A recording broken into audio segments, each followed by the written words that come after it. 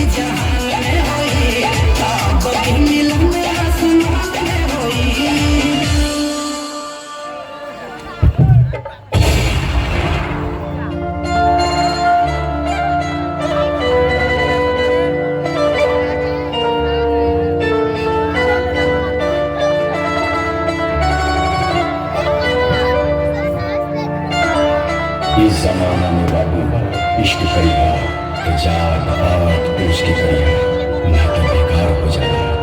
काहे कि मजहबी झगड़ा में मोहब्बत अक्सर हार जाए।